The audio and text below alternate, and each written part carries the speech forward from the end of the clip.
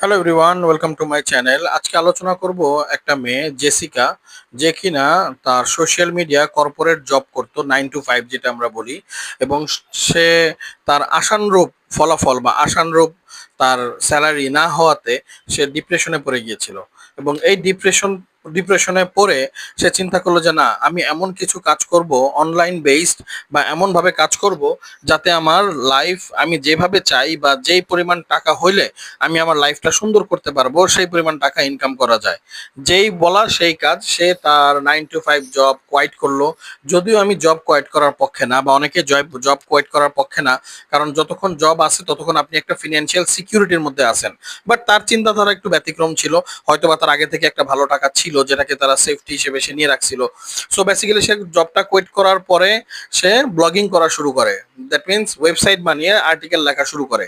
But website বানিয়ে article লেখা শুরু করার পাশাপাশি সে ট্রাভেল ব্লগ করা শুরু করে, বিভিন্ন জায়গায় ট্রাভেল করা শুরু করে, ভিডিও বানানো শুরু করে, বিভিন্ন দেশে ব্লগ করা শুরু করে।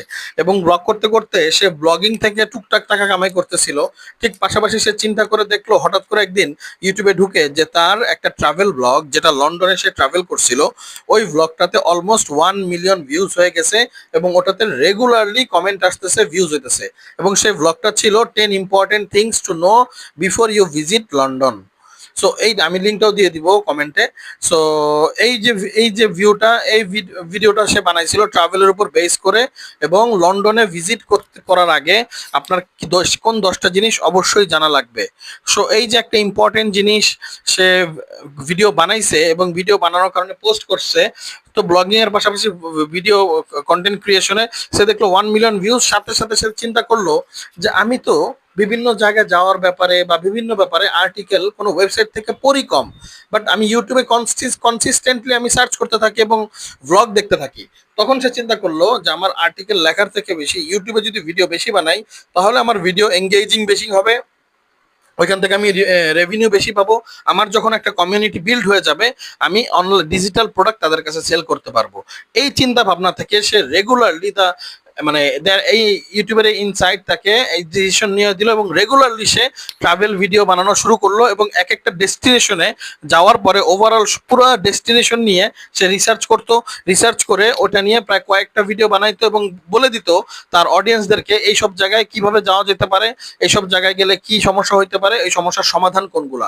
এগুলো নিয়ে যখন ভিডিও বানানো শুরু করলো, তার ইউটিউব চ্যানেলে অলমোস্ট 3,65,000 ফলোয়ার্স এসে পড়ছে।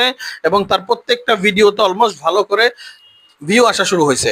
এবং সবচেয়ে বড় কথা, সে যে শুধু ট্রাভেল ব্লগ করে ইউটিউব থেকেই যে টাকা কামানো শুরু করছে সে এরকম না।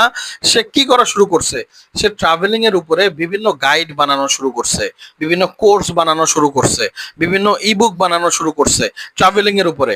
সে এবং তার এই সমস্ত যে প্রোডাক্ট, মনে করেন একটা 10 পৃষ্ঠার প্রোডাক্ট বা একটা 20 পেজের ইবুক সে যখন বানাইছে, বানায় তার ইউটিউবে যেহেতু মনিটাইজ হয়ে গেছে, একটা ইউটিউব চ্যানেল মনিটাইজ হওয়ার পরে সেটা মনিটাইজ হওয়ার পরে সেটা সেটা করা যায়, কি বলে, আপনি সেখানে প্রোডাক্ট সেল করতে পারবেন। সো সেই ইউটিউবের based product like travel guide, travel foods, ট্রাভেলের কিট প্যাকস, ট্রাভেলের প্রোডাক্ট, কত কিছু আছে, এগুলো নিয়ে বিভিন্ন প্রোডাক্ট সে ইউটিউবে সেল করা শুরু করলো। এবং প্রত্যেকটা প্রোডাক্টের প্রাইস অলমোস্ট $80 থেকে $100 করে রাখা শুরু হইলো।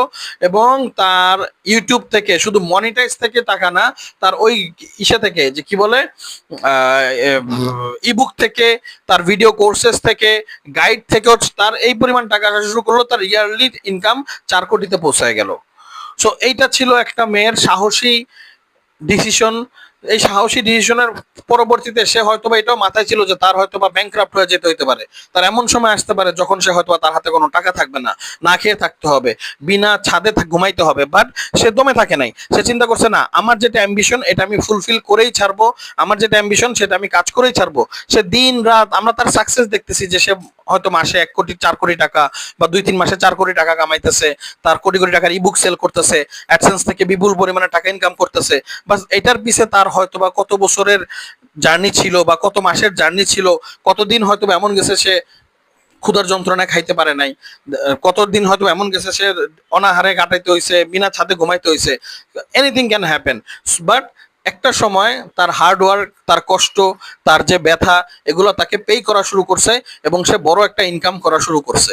সো এই জন্য বলি যে যারা কিনা কাজ করবেন, অবশ্যই জব যারা করতেছেন, আমার ব্যক্তিগত মতামত, জব ছেড়ে এগুলো করা যাবে না।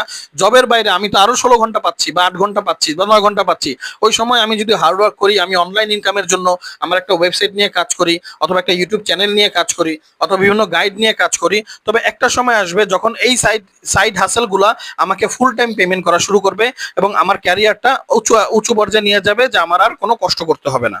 সো এটার জন্য ভিডিও ছিল, আমি আর্টিকেলটা লিঙ্কও দিয়ে দেবো যেটার মধ্যে তার ফুল যে হিস্টোরিটা লেখা হয়েছে। Thank you for watching my video.